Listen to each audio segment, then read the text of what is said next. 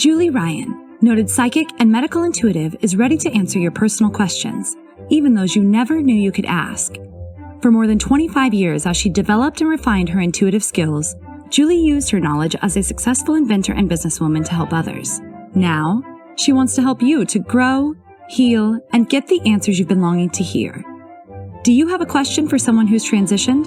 Do you have a medical issue? What about your pet's health or behavior? Perhaps you have a loved one who's close to death and you'd like to know what's happening. Are you on the path to fulfill your life's purpose? No matter where you are in the world, take a journey to the other side and ask Julie Ryan. Hi, everybody. Welcome to the Ask Julie Ryan Show. I'm Julie, your host, and I'm so delighted you could join us this week. My intention in doing this show is to provide information, insight, and comfort to people all around the world by helping to answer life's unanswerable questions. We have a whole bunch of callers on hold this evening already, and I will get to them in just a minute, but just wanted to remind you, this is the last Thursday of the month. So next Thursday, when we do the show, I'm going to be announcing our monthly winner of a free session with me. And if you want to register, you just have to do 3 easy things. And those are, number 1, follow me on Instagram at Ask Julie Ryan. Sign up for my blog at AskJulieRyan.com and leave a review on Apple at Ask Julie Ryan, and subscribe and leave a review. Anybody listening, please leave reviews. I love hearing from you. I love hearing how we can do this show better. If you have suggestions, things you'd like, those kinds of things. Also, the reason I do this free giveaway of a session with me every month is it's $155 to schedule a 1-hour consult with me. And I know that's a lot of money for people, especially during this COVID time. So if you'd like to do a session and you just can't afford it, or whatever your circumstances are, just sign up, follow me on Instagram, sign up for my blog, and leave a review on Apple, and you too could be the winner. So how about that? Looking forward to getting to the phones. Kathy, there you are. How are you? I'm doing okay. Terrific. So, please tell everybody where you're calling from. I am calling from Amherst, New Hampshire. All right. Terrific. So, how are things up there? Things are a little rainy and chilly, but they're fine. Good. So, well, do you have a question for me? I do. Spoke with you last week, and I've had a biopsy on a lymph node. Right. And today I went in for a breast MRI, and then had another biopsy on my right breast.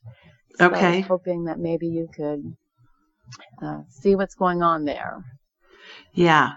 Okay. Absolutely. And I scanned you last week, and if I remember correctly, Kathy, I got that I didn't see malignancy. Is that correct? Correct. That is correct. All right. And did you get test results back?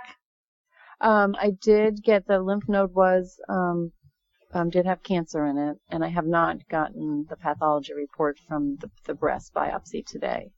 Okay, because you just had it done today. Just got it done today, but the MRI did show a small cell. So I was just wondering what you can see and maybe do some healing on it. Absolutely. So what I'm going to do is I'm going to raise my vibrational level to the level of spirit, because we're all spirits attached to a body having a human experience. And when we're attached to a body, we vibrate more slowly simply because the body has mass.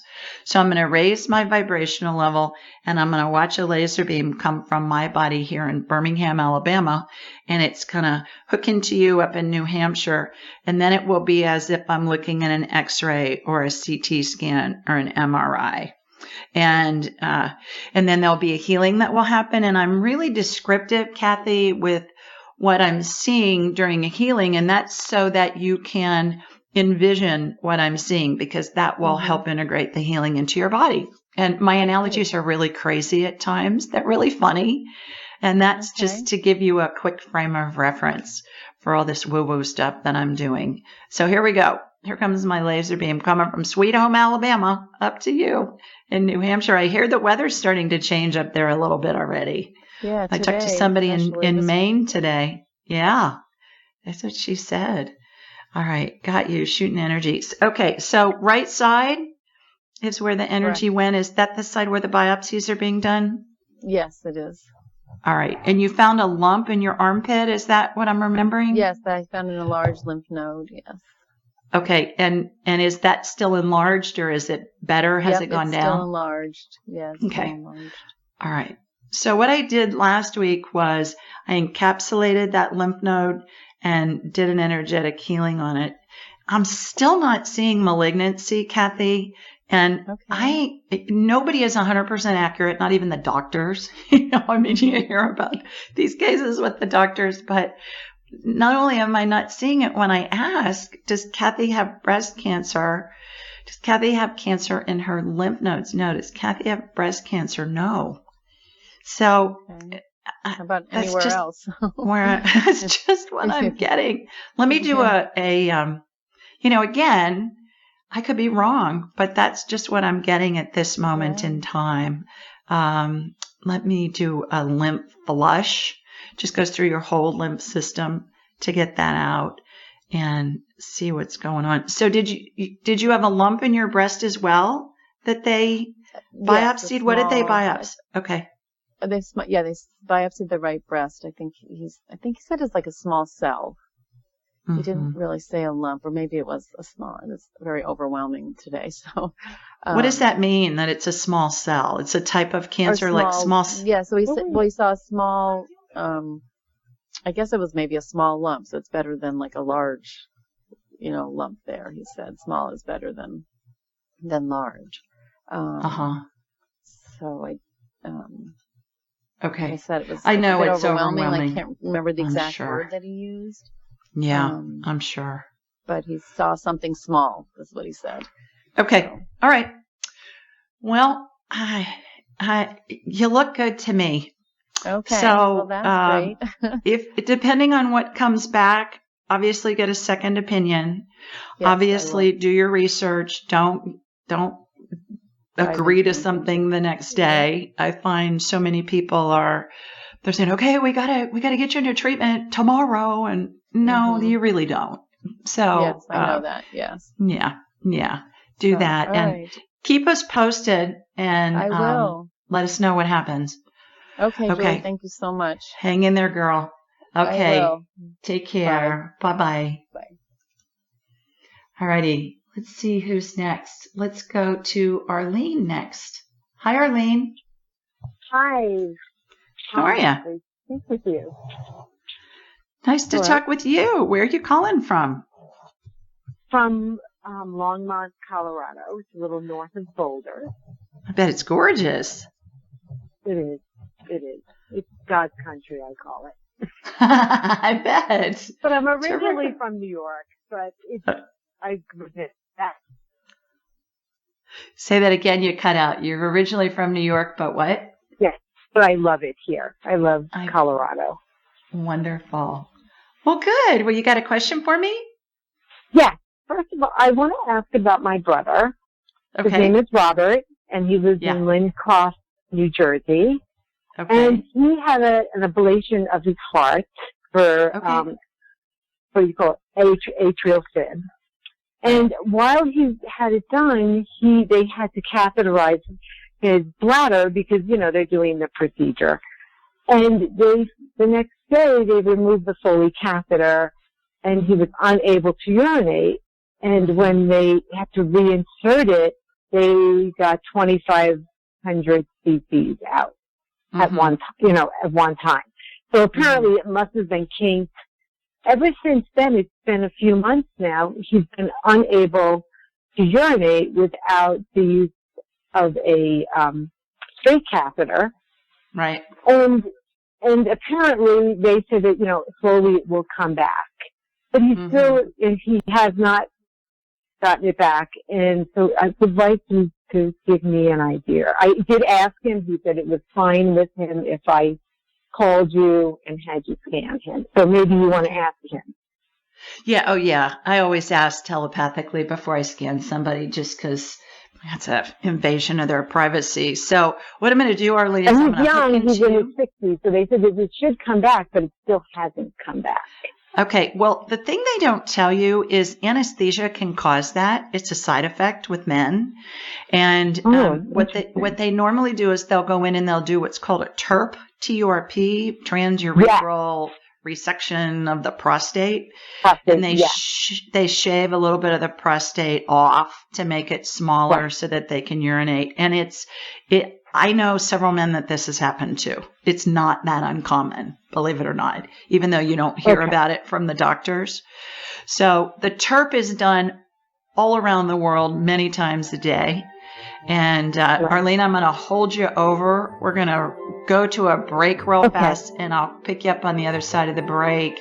Everybody, you're listening to the Ask Julie Ryan show. Stay with us. We'll be right back. Welcome back to the Ask Julie Ryan show. We're talking with Arlene, and Arlene is in Colorado, and she was asking about her brother Robert in New Jersey, who's having some urinary issues after having a heart ablation. Did his heart ablation go well, Arlene? Really well. My husband's a physician, so he had someone he had trained in New York, and we sent him to him, and that I was great. And my brother's never had this problem before. That's why he was calling and asking me about it. And I said, well, I think I'm going to go to a medical intuitive on this one. And my husband recommended what you said. He spoke with, but I just want to see what happens in the end. Yeah. Finally. All right. So I'm connecting to you in Colorado, and then my laser beams ricocheting back east to New Jersey to pick up your brother. Okay, got your brother. Robert, I'm talking to Arlene. I know it's fine, is what he told me. I asked telepathically. I'm like, Mom. I asked telepathically, Arlene. He goes, yeah, I know it's fine. So, all right. So I'm shooting it. Yeah, I'm just going to do an energetic TURP on him. His prostate looks enlarged. And it looks inflamed. It looks enlarged. So I've put when something looks inflamed to me, Arlene, it just has red fog over it, like red fog over the body parts. And so I use anti-inflammatory energy to get it calmed down, which is kind of a royal blue color. So I'm getting that calmed down. And I'm just doing an energetic TURP, which is they just take a little bit of the prostate off just to kind of make it not as big so that the bladder can empty through the urethra, and the urethra is not getting crowded in there. So I just did that and watched him void. I think there's a really good chance he's probably going to need a TURP, and it's just not a big deal. It's done all the time. And I said that to him. That's what my husband said. The urologist told his friend told him. Probably sometimes when this happens, you need to do a TURP on top of that. But he doesn't even get the sensation. Is what's happening. It's like I'm not even getting the sensation to urinate. Yeah, but it'll come back. It'll come back. It will. And he just had I just did the procedure energetically. It'll be a breeze for him. And, guys get really sensitive about those parts. So they just, kind of cringe. I know. I get it. But I think he'll be just fine. Okay. So I think he'll go ahead and say you should really consider doing a TURP if nothing happens, gets better. Well, it sounds like that straight cut thing that's awful. To have to do that all the time. That's what he said. He said, this is ridiculous. I mean, I went in normal, and now I can't urinate. So that's bizarre to me, Yeah. So it's not something he wants to continue. I get that. So, I don't blame him. Definitely. Yeah. And I will call you back again because I'll have to give you I have to ask you about my dog next time. But thank you for taking my question. You are so welcome. Good luck to your brother. Let us know how it goes. Okay. Thanks, Julie. Okay. Bye. Take care. Bye-bye. Bye. All right. Let's go to Keith next. Hi, Keith. Hi. Hi, Keith. Keith, I can hear you. Are you on mute? Can you get yourself off mute? You're not on mute on my end. How about there? Is that? There you are. Okay. Yeah. How are you? Hey, pretty good. Good. My question would be about blood sugar and sleep. Yeah. Okay, where are you calling us from? Omaha. Omaha. My first job right out of school was in Sioux Falls, South Dakota. And I grew up in Ohio, Keith, and those winters in South Dakota made Ohio winters look like the tropics. I was like, holy mother, how do these people do this? And I was a hospital supply sales rep. And so I called on hospitals all over the southeastern quarter of the state. And one of my hospitals was in DeSmet, South Dakota, where Little House on the Prairie really happened. And I thought, what am I complaining about? These people lived in a log cabin and used a covered wagon. Oh, man. So I had an office in Omaha. One of my boss was in Omaha. And so I was down there a lot. You guys get some serious winter down there, too. Oh, yeah. Oh, yeah. Yeah. Yeah. All right. Well, so what's going on with your blood sugar? Oh, it's just been out of whack for over a dozen years now.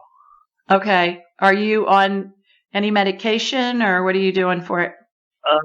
No, I'm just kind of doing without right now. Okay. I want you to Google Diabetes Indiana University.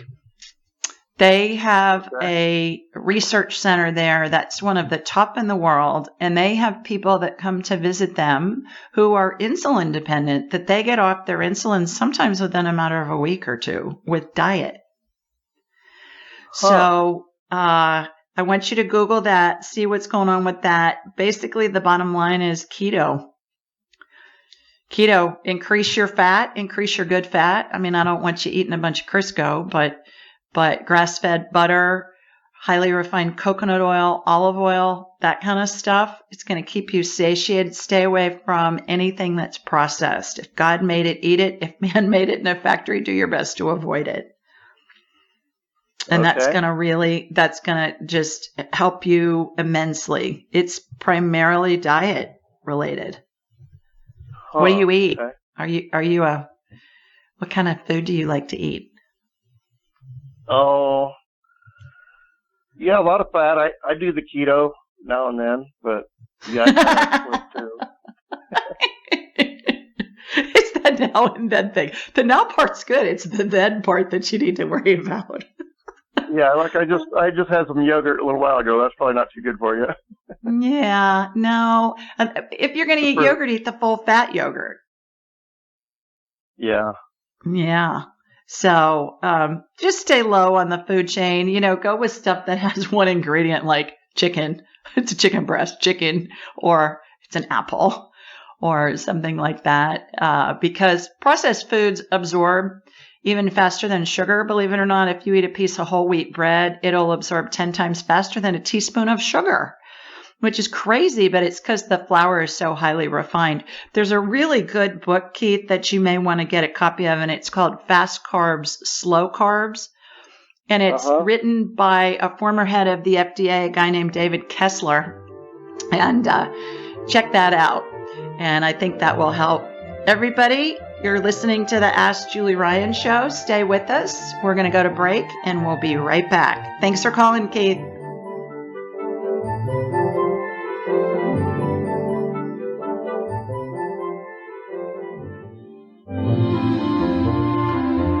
Welcome back to the Ask Julie Ryan show. I'm Julie, your host, and we're talking to people from all over the country who've called in. And our next person that is up is Renee.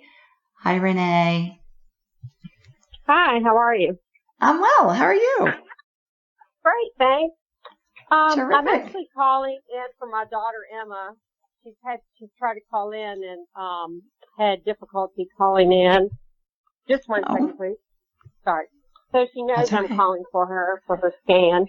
But good. A couple of years ago, she went to Australia and got an infection and got on a really strong antibiotic, which has just really changed her body and like metabolism, where she had this almost instant 20-pound weight gain, and she's really healthy and really takes care of herself and exercises and eats really well and really in touch spiritually and, you know, all that kind of thing. And she's just wondering if you could scan her and kind of see what you see might be kind of causing this problem. Renee, where are you calling in from this evening? I am in Nashville, but right now she's in Jackson Hole, Wyoming. Okay.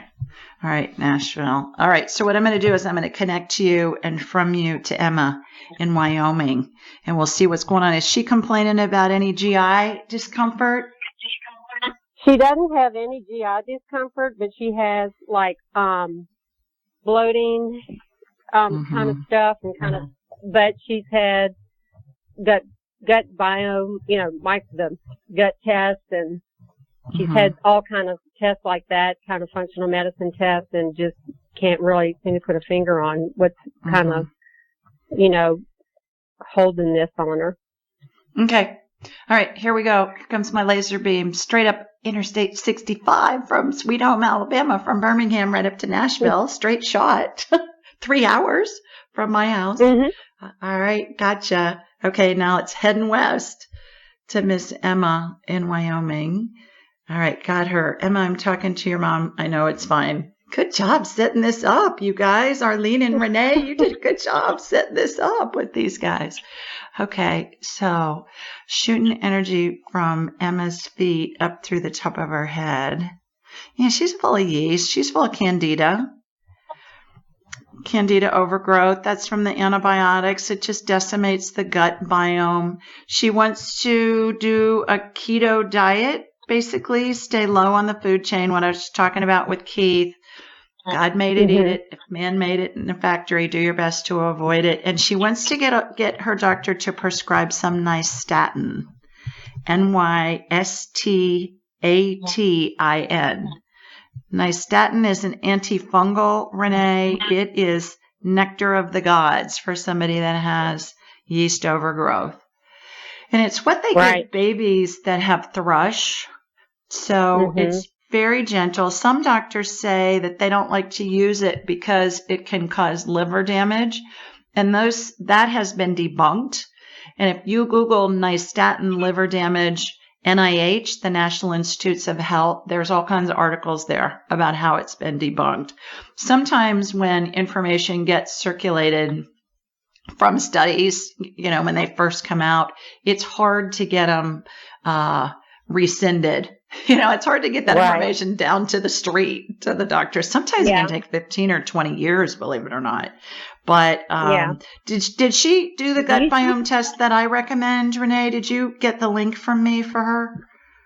No, I didn't. She did. I'm not sure which one you have, and off the top of my head, I can't remember what she did. But can you check? Is her liver functioning well? Like she's wondering if she's having, No, she's fine. Issues? It's candida. It's candida. Okay. It's yeast overgrowth. And that's what's happening with the weight gain too, because toxins, when our body has lots of toxins, we store it in the fat because it's trying to keep it away from our vital organs. And so that's why when you see people that are really heavy and they have a lot of fat, a lot of times they're malnourished and a lot of times they have a lot of toxins in their body. Right. So that's what I would do. If you email me, then I will shoot you the link for the gut biome test. She can do it without a doctor's order and she can do it at home. It's very affordable. It's different from the ones they do in the doctor's offices. This is technology that was developed at Los Alamos Federal Labs for our military to keep our troops healthy. And the military spent a couple $2 billion on it.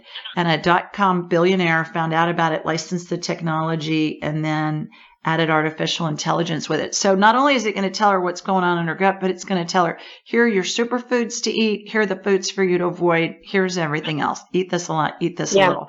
So she's done a lot of that and really, tried to follow like foods to avoid and all this and just hadn't really had much luck.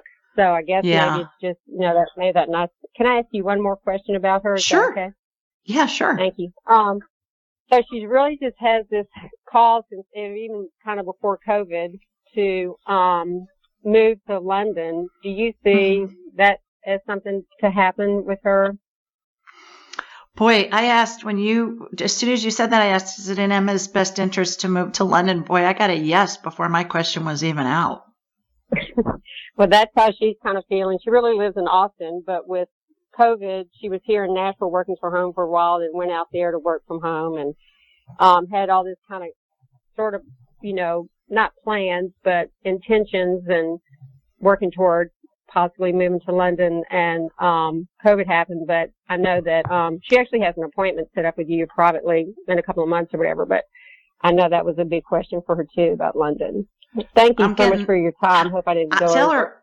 Tell her I'm getting a major green light on the London caper. Oh, okay. Fun place for you to go visit with her. I know. Hopefully we can. Goodness. Yeah. Terrific. Okay. Well, tell her hope she feels better. Email me. I'll shoot you those links. Anybody that's listening, if you want the gut biome test, email me, julie@askjulieryan.com. I will send you a link for a little bit off. The big difference with this test, Renee, is that a lot of the tests that they do in the doctor's offices is they are trying to get stuff to grow in a petri dish, which is all fine and good until you understand a lot of those critters, and we have trillions of them in our guts. Right. A lot of those critters die as soon as they hit oxygen. So you just can't get dead poop to grow in a petri dish. Just doesn't work too well. But this test that I am going to send you the link for tests the RNA of the critters. And even if they're dead, they can still tell what the critter is based on its RNA. Kind of like when you hear about archaeologists that find a dinosaur bone that's millions of years old, they can identify it based on the RNA and the DNA. It's the same concept with this. So it's a different kind of a test than anything she's gotten prior to now. So yeah, I'll be delighted to send it to you. Okay, thank you. You bet. So much. Thanks for calling. Take care. Bye-bye. Thank you. You too. Thanks. All righty, let's go to Chelsea next. Hi, Chelsea. Hi, how are you? I'm well. How are you? Good, thank you. Terrific. Where are you calling from?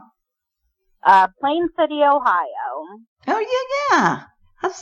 That's Central Ohio, yeah. Yep. Near Columbus, the city of my birth. Central Ohio, another Central Ohio girl. Terrific. You got a question for me? I do. So about 3 years ago, I adopted an off-the-track thoroughbred, and pretty much since I got him, everyone has said, he's not worth anything, put him down, blah, blah, blah. And I'm just trying to prove everyone wrong with him. Mm-hmm. And we were finally making progress under saddle, and he threw a temper tantrum because I wouldn't let him do what he wanted, and he threw me. And ever since, he has just been very nasty and dangerous when I'm working with him or he's under saddle. So I was hoping maybe you could try and find out why he's been so nasty all of a sudden. Mm-hmm. And he wasn't before? No, he was not. So a year ago, he had him, and he got really nasty, but I got him cured from that. But now all of a sudden, he's nasty again, but I was told by a doctor that he didn't have it, so I don't really know. What's his name, Chelsea? His name is Taz. Chaz, C-H-A-Z? T-A-Z. Say it again. Taz, T-A-Z. Taz, like Tasmanian devil? Taz, yeah. T-A-Z. Okay. Sounds like he's acting like the Tasmanian devil. No doubt. Okay. No doubt. All right. So I'm connected to you and from you to Taz. What I got when you were telling me what was going on is he's in pain. He's got something going on that's an injury kind of a thing. Is he acting like he's lame? Everybody, we're talking about a horse, in case you haven't caught on when she said a thoroughbred right off the track. She's talking about a racehorse. Taz is a racehorse, right, Chels? Yeah. Yeah, okay. All right. So, yeah, I'm thinking of the movie Secretariat. When he was acting weird, that's one of my favorite movies. He was acting weird, and he had that ulcer in his mouth, and his what do they call it? His bit was hurting his mouth.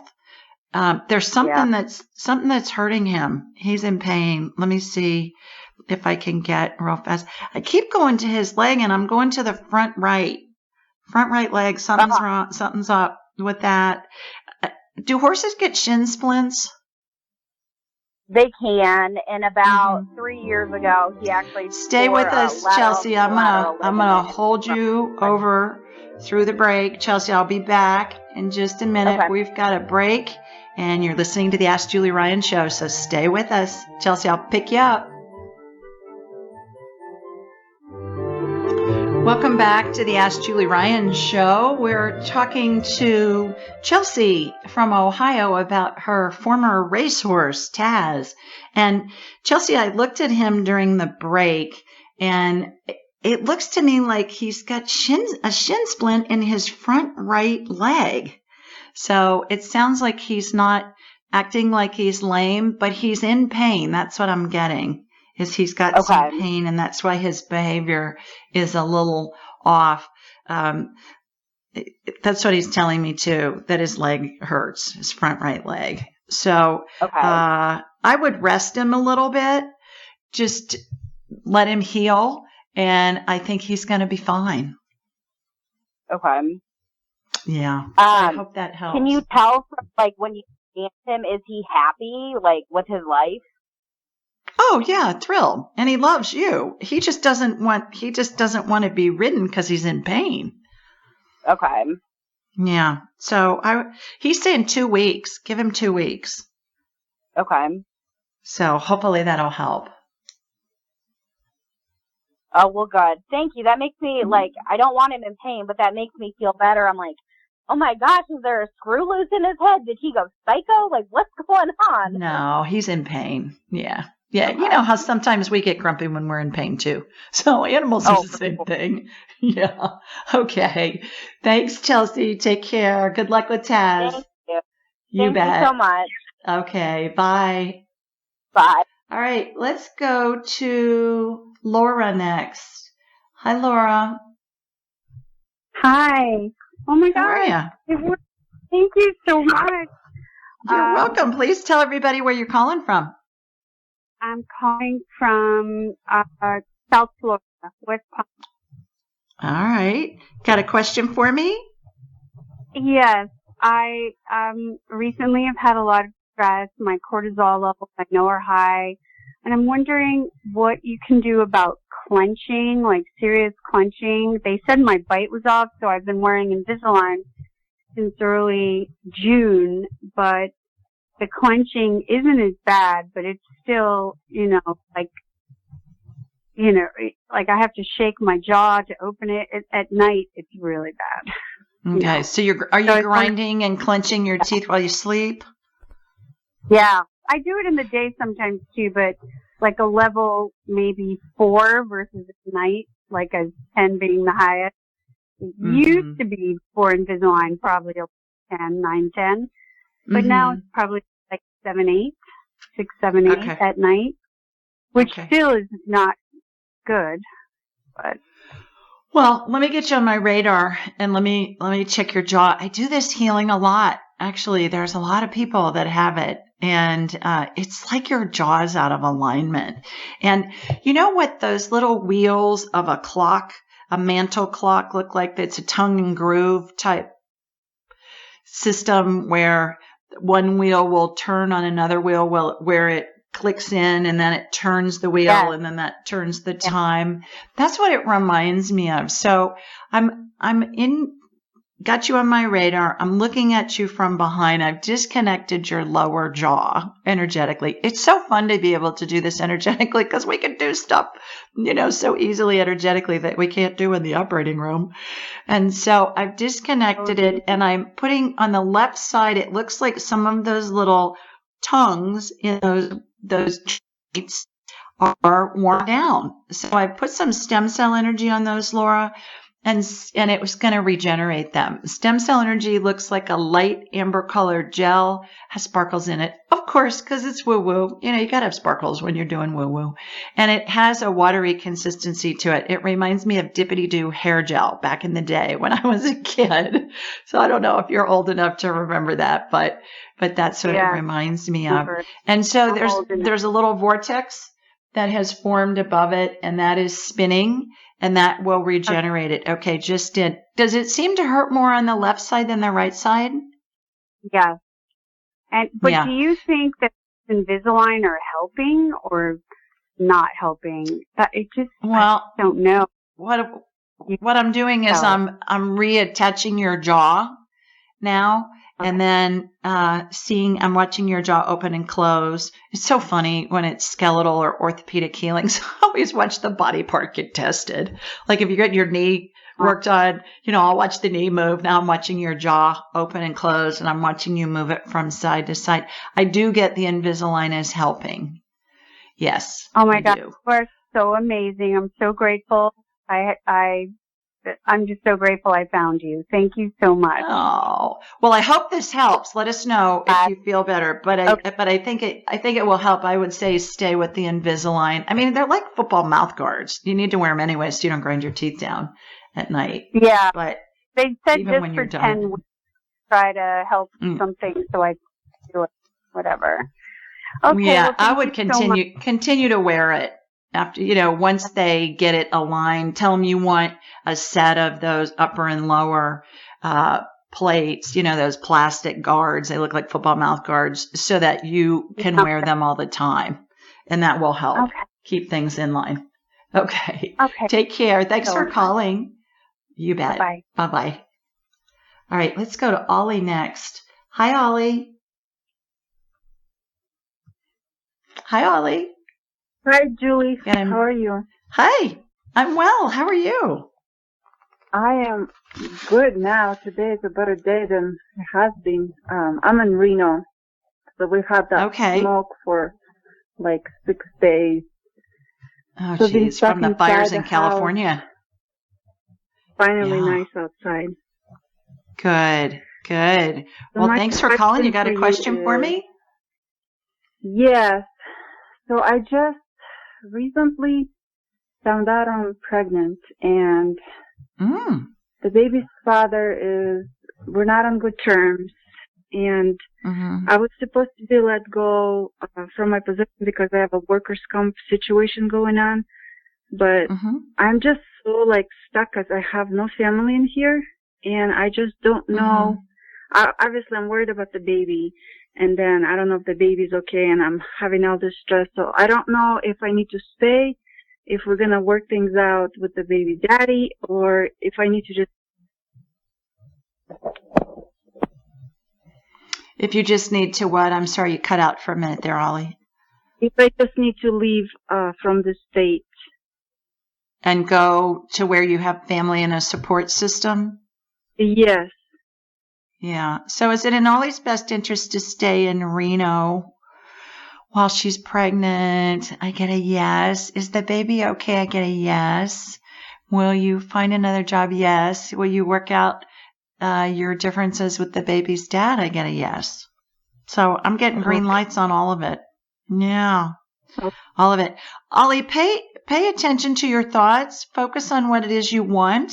I think we tend to focus on things we don't want, and we want to focus on things that we do want. And so let us know what happens. Good luck, and good luck with the pregnancy. Everybody, you're listening to the Ask Julie Ryan show. Stay with us. We'll be back right after the break. You bet. Bye, Ollie.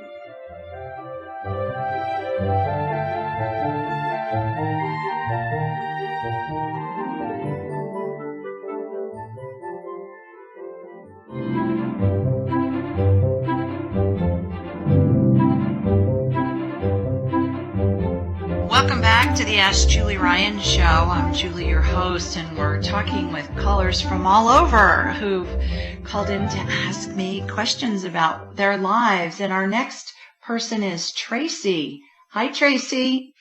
Hey, Julie. How are you? I'm well. How are you? Good, thank you. Hey, Justin in the background there making it all happen. Ah, where are you calling us from? I'm calling from Raleigh, North Carolina. How are you? Terrific, thanks. Good, Wonderful. good. Let me get my questions up. I have a brother-in-law that seems to have a broken spirit, and he has terrible, terrible, terrible luck. And wondering if you could check in on him and see if you can help in any way to change his luck, or maybe pass along something that I can say to him that would give him some positive guidance. Sure. What's his name, Tracy? John. John, and where is he? He is in New York on Long Island. Okay. What's going on with him? He's getting a divorce from his wife, but they've been separated for 3 years. He doesn't have a job or a career, and he's just kind of falling apart everywhere, bodily and mentally. Oh. He's losing his hair, he's losing his teeth. It's terrible. He lost his fingers. It's terrible. Good heavens. All right. So, and how may I help, John? We're looking to see if he has a broken spirit that we can heal and see what's happening with this dark cloud that's been following him for years. Okay. So what I'm going to do is I'm going to connect to you in Raleigh and from you to John on Long Island, and I'll ask him if I can scan him. It sounds to me like he's depressed.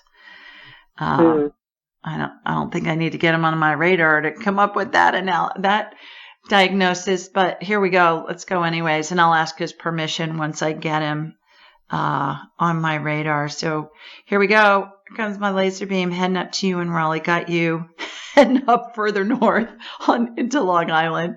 All right, got John. John, I'm talking to your sister-in-law, Tracy. She wants me to scan you energetically. Is that okay? No. All right. No. No. But that's difficult for people that don't know what's going on. They don't know anything about this. And so that's why I always ask. I can scan somebody, but I won't, Tracy, from a ethical standpoint. I just think it's an invasion of their privacy. But we can talk to his spirit and get some questions answered because he's usually open for all this stuff. So he just might be having a bad night.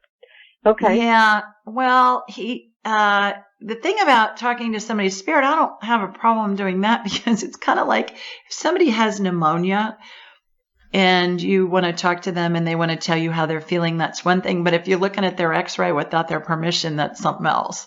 So that's how I treat this. I treat it like it's a HIPAA violation. That's why I won't do it. All right. So John, what's up? Depressed.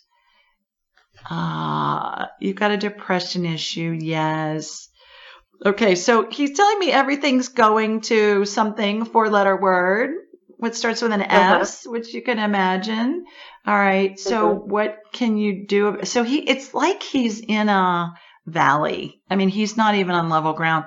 The best thing I'm thinking, Tracy, is try and get him some professional help, get him to a licensed professional that can help him with the depression. So he can at least get on level ground, and then he can get himself out of that hole and make some plans to change his life because it sounds like he's getting pummeled from a bunch of different directions. And it sounds like if he doesn't have a career and a job, has that been going on for a while or is that something new with the COVID? No, it's been going on for a while. His soon-to-be ex-wife kind of keeps him distracted and busy with her needs and wants, so that way he can't focus on his needs and wants because she keeps pulling him from them. She's manipulating. Okay. I think he needs some professional help. So that would be my suggestion. Find a licensed therapist who can help him and help him with the depression and help him get his life back on track. Okay, very good. Another question for you. Aunt Teddy, she passed away on the 12th of this month. How's she doing? How are we doing? Is she okay with everything we did? Aunt Teddy. All right, she's standing to your right. She says everything's beautiful, but it's for the living. the deceased don't care because it's a human thing. She's saying it brought comfort to everybody. What did you do? Like a funeral or a memorial service or something? Yes, we did a memorial Zoom. Okay, a memorial Zoom. Yeah, because it depends on where you are, whether you can do a regular funeral or not. Right. Yeah, she's around you guys. She's saying, so she's around John too. Did she know John? Yeah. All right. So she's around John. She's saying that part of his problem is his diet is atrocious. Her word, atrocious. So does that sound like something she'd say? And so she's saying if you can help him understand that if he eats better, he's going to feel better, it will go a long way to helping the depression. They've done studies on depression and on anger, like with inmates in prison. And when they give them a whole food diet without refined foods, it changes their behavior in 88% of the inmates that have behavior issues. It's remarkable just what diet can do. So she's saying, talk to him about that. See if you can get him some help on that too. So I hope that gives you some information, at least a place to start. Okay, that would be great. And happy birthday to calling. Sonia and Jan. Okay. Thanks, Tracy. Take care. Bye-bye. Bye. Oh, funny. All right. So we've got somebody from the 716 area code. Hi, this is Julie. What's your name? Hi. This is Laura. Hi. Laura. How are you? Laura. I'm good. How are you? I'm terrific. Thanks. Where are you calling from? Right now, I'm actually in Vermont. I'm headed to the Adirondacks for the weekend. Oh, perfect. That should be lovely. Yeah. Terrific.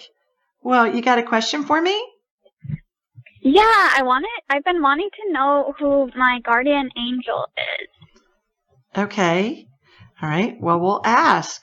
Guardian angels are really fun because they stay with us in all of our lifetimes, Laura. And they're just always with us. Spirit guides come in and out, and guardian angels are always with us.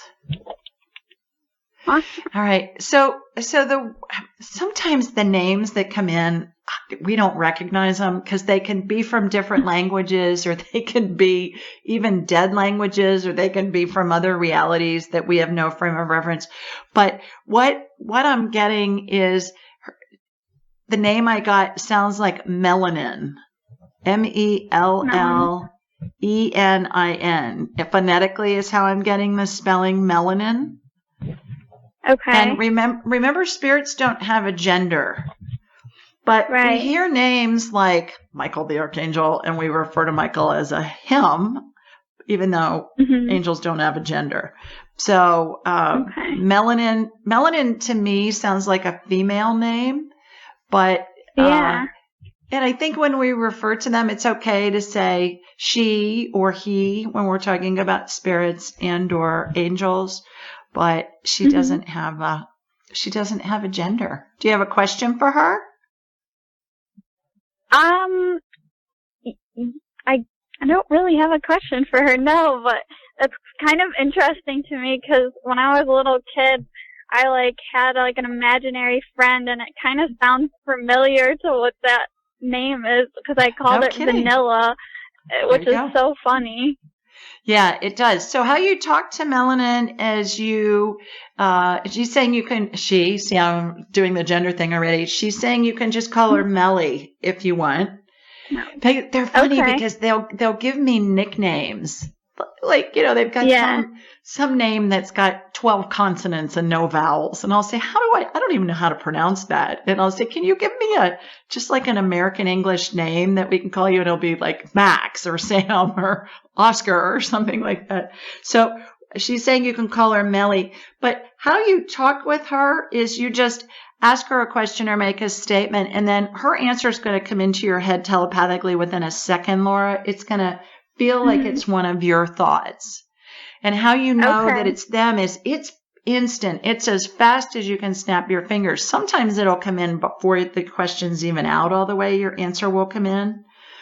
And if you think about the answer for more than a couple of seconds, that will be your brain talking to you. So that you can communicate with any spirit that way, alive, attached to a body, or somebody that's deceased. It doesn't matter. Okay. So practice doing that, and practice with questions that don't matter, like to say, hey, Melly, is it in my best interest to eat this chocolate chip cookie or this peanut butter cookie? And really, in the big scope of life, does it matter? No. Right. But you're going to get an answer. Or is it in my best interest to hike down this trail in the Adirondacks or that trail? And you'll get an answer on that too. So does that make sense? Yes, it does. Thank you so much. You're welcome. What do angels look like to you, real fast? And then we'll be going to the break here in a second. With the wings and the halo. Yeah. Me too. Yeah. Speaking of the break, here we are. So thanks so much, Laura. Have fun in the Adirondacks. Thanks. You bet. Thank you. Everybody, you're listening to the Ask Julie Ryan show. Stay with us. We'll be back right after the break.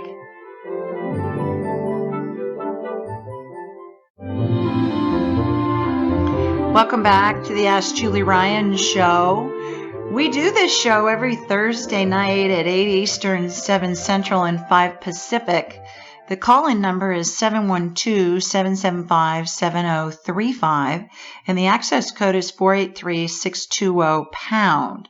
Now, this information is available a lot of different places to make it easy for you. You can find it on my website, AskJulieRyan.com, and in the show notes, anywhere you download podcasts. By the way, when you're downloading it, please subscribe and please leave a review. I'd love to hear from you, and that's a great way to do that. Also, you can find us on YouTube and on Alexa. Everything's at Ask Julie Ryan.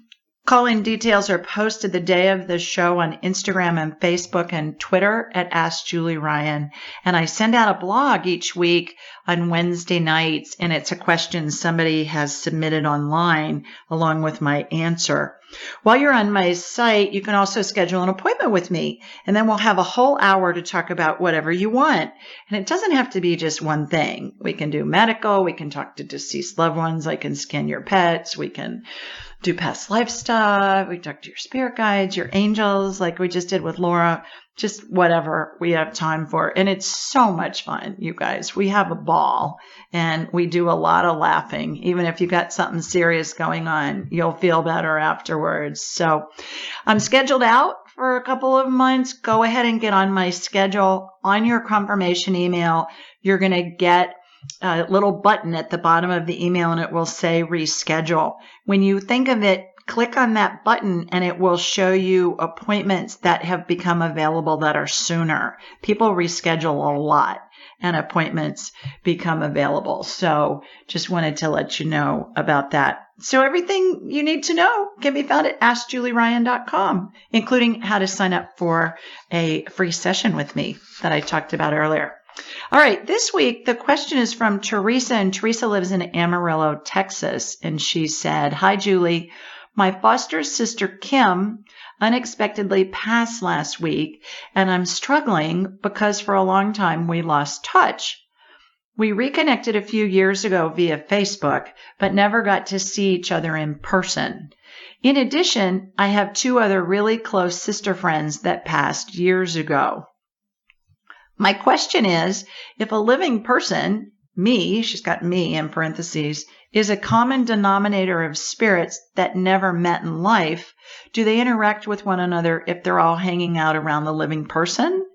I know this sounds like a crazy question, but it would thrill me to know these 3 were spending time together. Thank you for all you do to help people. You are an amazing blessing to so many. Teresa." Hi, Teresa. Here's my response. Thank you for those kind words, by the way. What a great question. It's been my experience that our deceased loved ones are often around us and those they love, but I never thought about whether they hung around spirits they didn't know when they were in human form.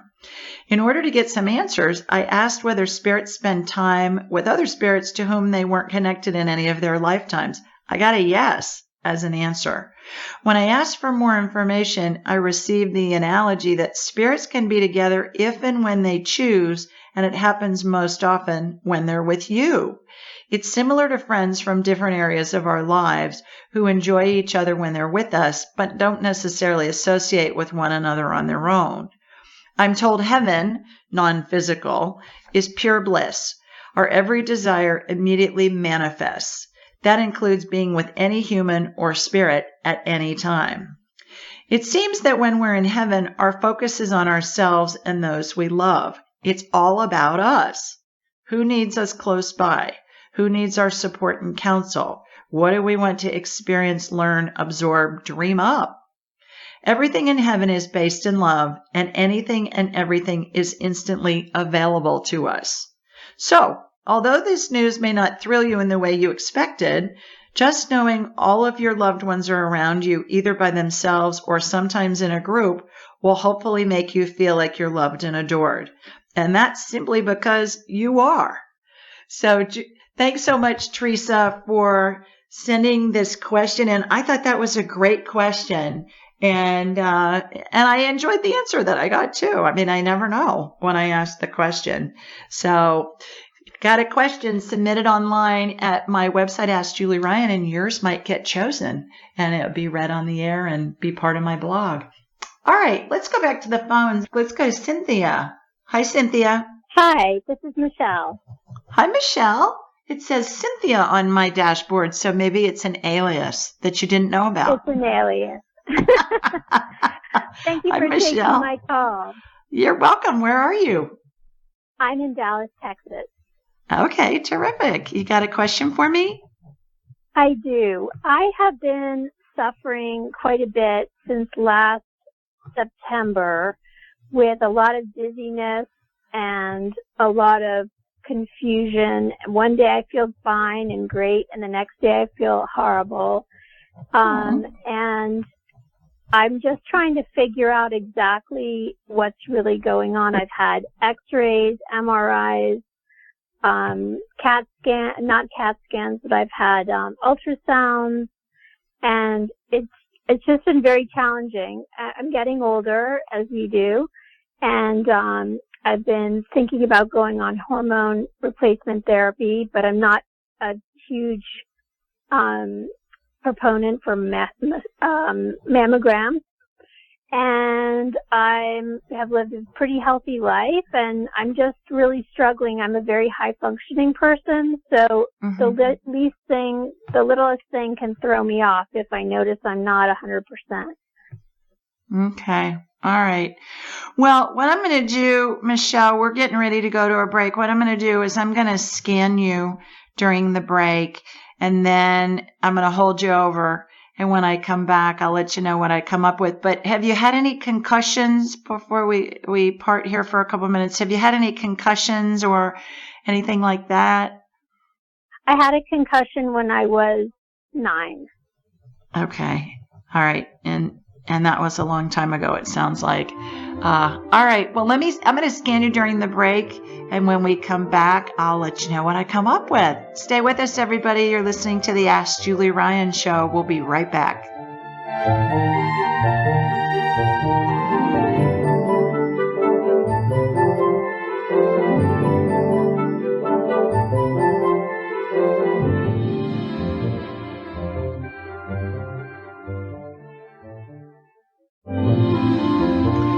Welcome back to the Ask Julie Ryan Show. We're talking with Michelle from Dallas. And Michelle, you were saying before the break that you were having dizziness and confusion, and some days you feel horrible and other days you feel okay. I scanned you during the break. I watched my laser beam come from Birmingham and hook into you in Dallas. And have you been exposed to mold? Do you have a mold issue in your home by any chance? I don't think so. Okay. Have you had a water leak or water in your basement perhaps, or something along those lines? Okay. Mm-hmm. All right. Because I'm seeing mold in your energy field and I cleaned it out. I cleared it out. So you're being exposed to mold somewhere. Do you work outside of the home, Michelle? I do, but this has been going on for this has been going on for a number of years and in different locations. Yeah, well, it doesn't matter. It started getting worse last year. Yeah, you're being exposed to mold is what I'm getting. And sometimes it can be from years ago, but the body's still dealing with it. Do you have a pen handy? I'm going to give you some sites to check out. Sure. Okay, so the first one is I want you to Google Andrew Heyman, Heyman, MD. And he's on several podcasts. He's been a guest on several podcasts. He is one of the experts on mold in the country. He makes amazing sense out of mold exposure. Even when people don't think they're exposed to mold, some of the symptoms that you're talking about are symptoms of someone who's been exposed to mold, and I'm seeing it in your energy field telepathically. The next site that I want you to write down is V as in Victor, C as in Charlie, the number 4hw.com. That's Dr. Heyman's website for his practice in Virginia. I think you can pick up some nuggets there of information. And then the third one is survivingmold.com. So those three things. I also have Meniere's, I think a form of Meniere's disease. I've had like the ringing in my ears and then pressure problems. And whenever I feel stressed, I have to clear my ears constantly because they get filled with, pressure. Mm-hmm. It's interesting you're telling me that, because what I did was I roto-rooted your eustachian tubes during the break too. I cleared them out because they look like they were stopped up, which would be like you feel like you have to pop your ears, or your ears need to pop like when you fly. And then the other thing I watched happen was I watched an Epley maneuver performed on you. Are you familiar with that for vertigo? Yes, I just had to do that about a month and a half ago. Okay. All right. So I watched that get performed energetically as well. So you got a lot going on, but I believe that the congestion and stuff in your head is being caused by a mold exposure issue. Here's another site for you to write down, Michelle, and it's called Home Biotic. It's like antibiotic for the home, homebiotic.com. And there you can order a test that you can perform in your home, and it will tell you what the mold levels are. And that will tell you if there's something going on either in your home or in your office. And then I'll give you more information. I'm getting this as a mold thing for you. You're being exposed to mold, some kind of environmental toxin. And it to me, I'm seeing mold. So I hope that helps. Do you have a feeling on HRT, like a hormone replacement therapy? Yeah, it's fabulous. Yeah, absolutely. And what about mammograms? Well, the mammograms, that's personal. Some doctors think thermograms are as good, if not better, because there's less false positives, but I think they're required by law with their malpractice insurance to recommend a mammogram to you. So that's a personal choice for you with your doctor. But there are a lot of women that are getting thermography now instead of mammogram, and they're happy with it. So you may want to look into that as well. Okay. Well, thank you for your time. I appreciate it. You're welcome. I hope you feel better, Michelle. Thanks for calling. Thank you. Bye-bye. Bye. All right. Let's go to Julie next. Hi, Julie. Hi, Julie. Hi, girl. How are you? We have pardon me? I said, how are you? I'm doing pretty good. How about you? Good. I'm terrific. You sound like you're always doing well. Please tell everybody where you're calling from. Sheboygan, Wisconsin. All right. Terrific. We you got a question? Sweet older dog, little Yorkie named Missy. She's 16 years old. Yeah. And I think a little deaf, little blind. Wondering if she has any desires or needs or anything that we can help her with. And once in a while she has bouts with diarrhea, which really kind of throws her whole system out of whack. And then it takes a little while to get things back in order. She's not dying at the moment, Julie. Her spirit's very much in her body. Yeah. She's not dying. So, she's a snuggle bunny, isn't she? She likes to be right there. Yeah. That's what she's telling me. She wants to be like either on you or right next to you. Yeah, exactly. Yeah. Right. Yeah. She's saying her food upsets her stomach at times. That's what's going on. Is it when we give her people food or her dog food? People food. It's the people food. And she probably just bugs the daylights out of you until you give her a treat, right? If you're at the table or something. Yeah. Well, that would be on your shoulders, my girl, for training her, that you'll feed her from the table and feed her treats. Okay. So she's saying that sometimes the people food that you give her is just too rich for her little tummy. So just avoid that as much as you can. Good luck with that. Maybe have some of. Does she eat kibble, Julie? She does on occasion. Sometimes she turns her little nose up on that. We have a couple different kind of food choices we can do. So we say, like, what's behind door number 1? You know, kind of make it fun for ourselves. Yeah. And she will eat some of that. And she does do best when she eats that. When she eats the kibble? Right. Can you tell her to eat the kibble? Well, what I'm getting is for you to keep the kibble at the table, and when she's begging, give her a piece of kibble, and that'll train her that it's not very exciting to beg anymore. She's a princess. I know. She's a princess, but she's just a princess. She just wants to be with you. No needs or desires that aren't getting met or anything? No, I think she's happy as a clown. She just wants to be near you. She wants to either be on you or next to you or right with you. That's exactly it. And why is our kitty, who normally is sweet, swatting at her? It's like she doesn't deserve that, and he's so sweet otherwise. Is that something fun new for them too? Is that new behavior? Well, now she kind of turns in circles more and stuff like that, so she probably looks like a fair game, you know, to him, and he kind of probably gets a kick out of it. I don't know. He's just bossy. So he used to do it, but, pardon me? He's bossy.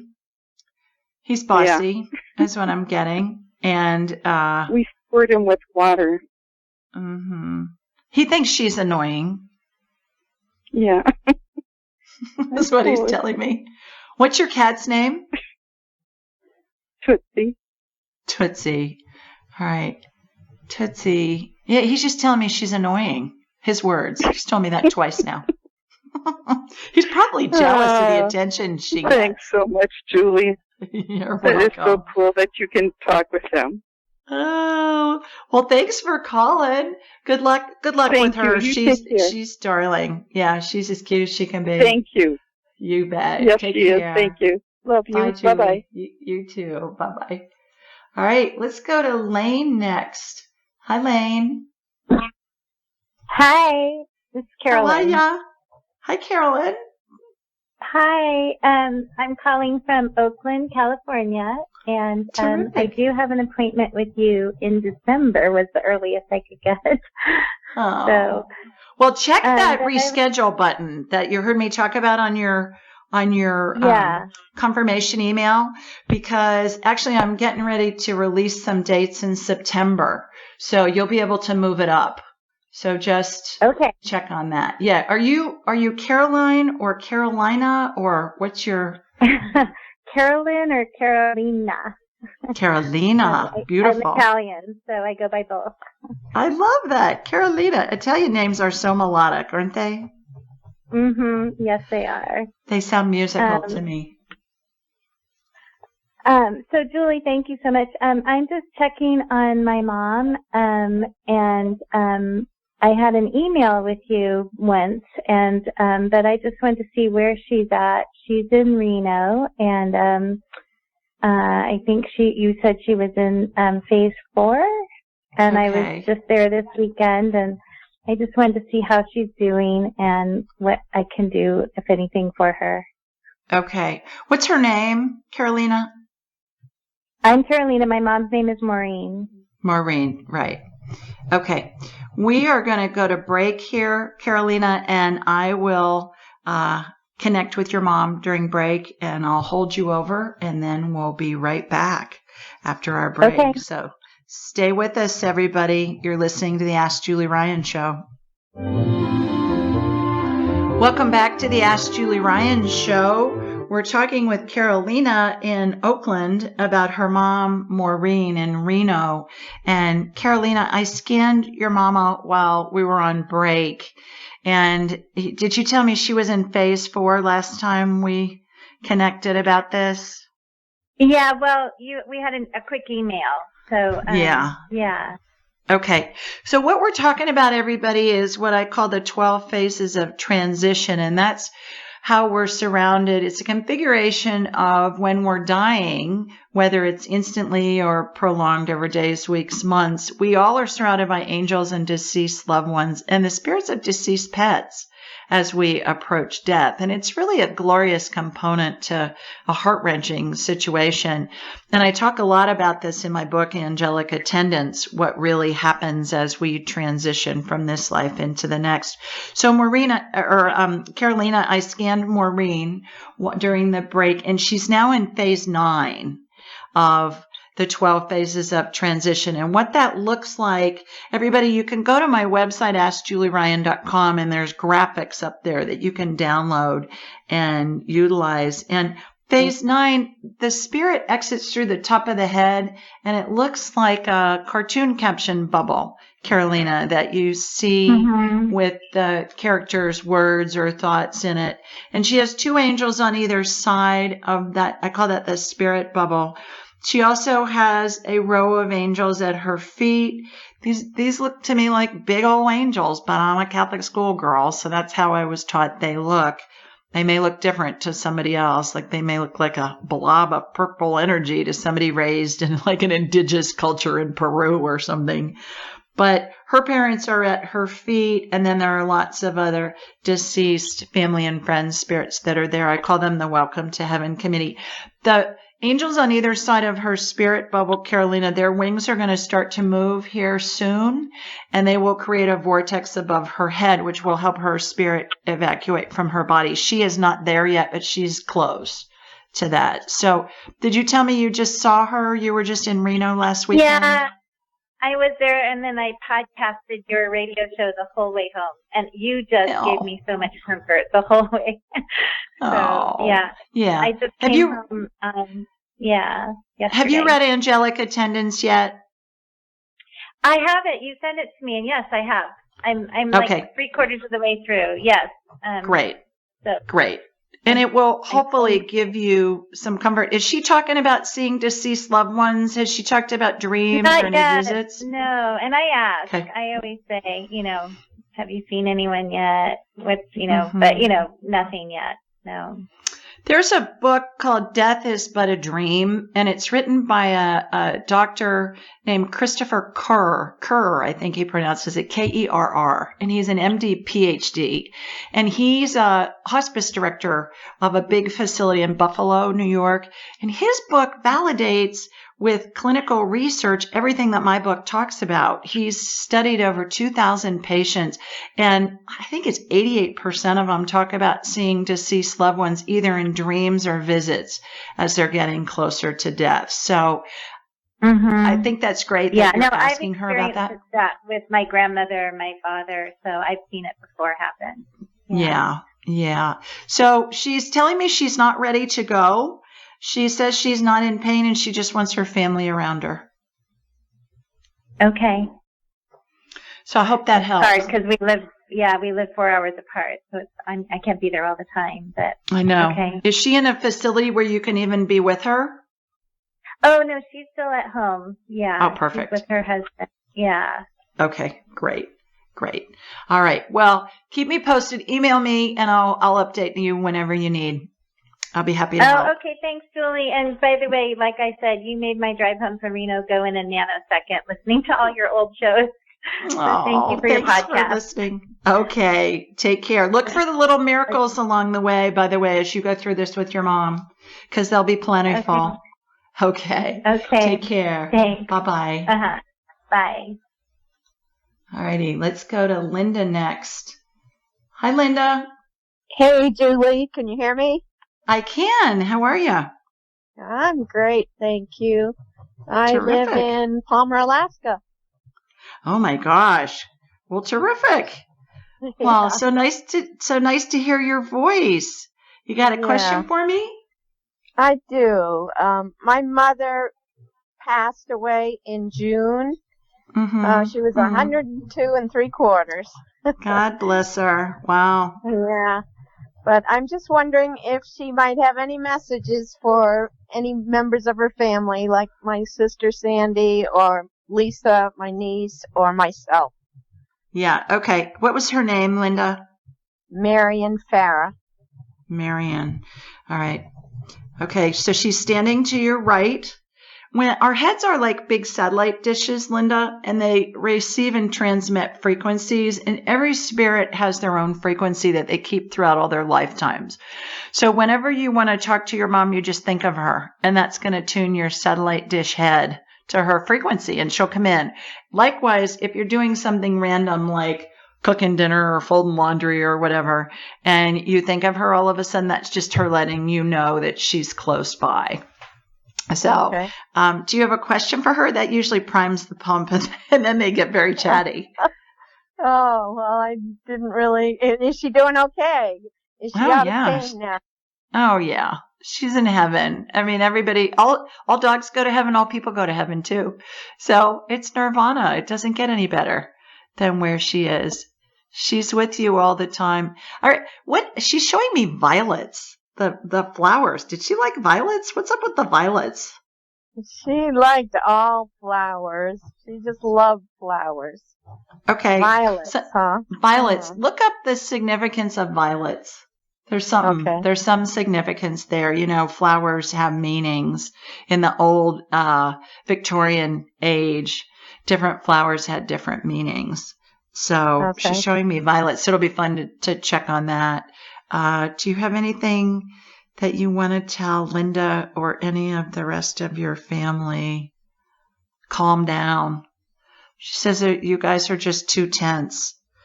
Are you too tense? I don't think I am, but maybe your sister or your niece, or she's saying calm down.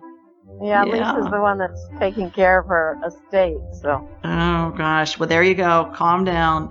All right, Linda, I'm going to need to let you go. That's it for this week, everybody. Thanks for listening. Please call in next week. Send your questions in and have a terrific week. I'll see you same place next weekend. Thursday, 8 Eastern, 7 Central, 5 Pacific. Take care, everybody. Bye now.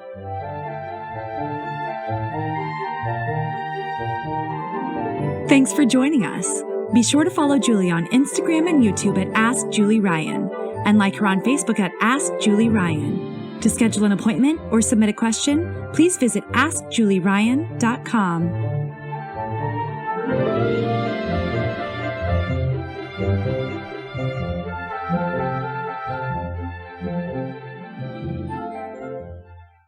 This show is for informational purposes only. It is not intended to be medical, psychological, financial, or legal advice. Please contact a licensed professional. The Ask Julie Ryan Show, Julie Ryan and all parties involved in producing, recording, and distributing it assume no responsibility for listeners' actions based on any information heard on this or any Ask Julie Ryan shows or podcasts.